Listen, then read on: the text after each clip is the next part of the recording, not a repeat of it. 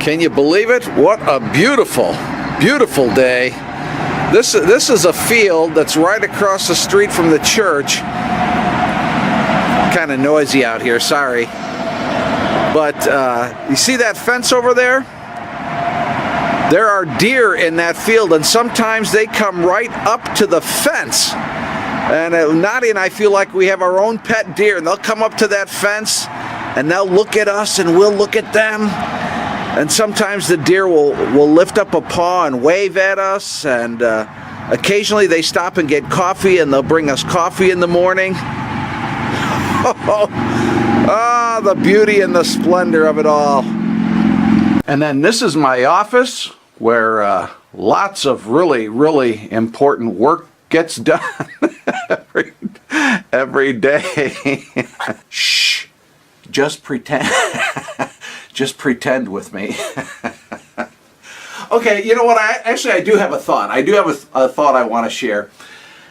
Sometimes we, us human beings, we're kind of crazy sometimes. Sometimes we try to experience joyful lives by getting rid of the things that hurt.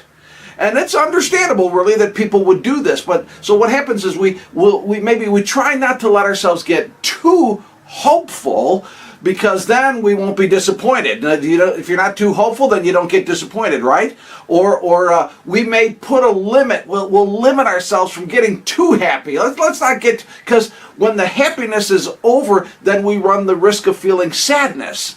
So we try to keep it, from getting too extreme. Or we're careful not to connect too deeply with other people, maybe, because if the relationships don't work out, then we might experience loneliness or grief.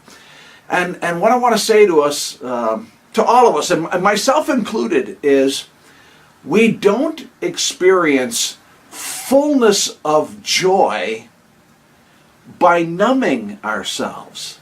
By numbing ourselves to the important and meaningful experiences of life. Joyful living. Now, I know this may sound a little bit odd, but joyful living is sometimes going to involve tears and some of the setbacks of life and things like lonesomeness, because these realities are part of the full experience of life.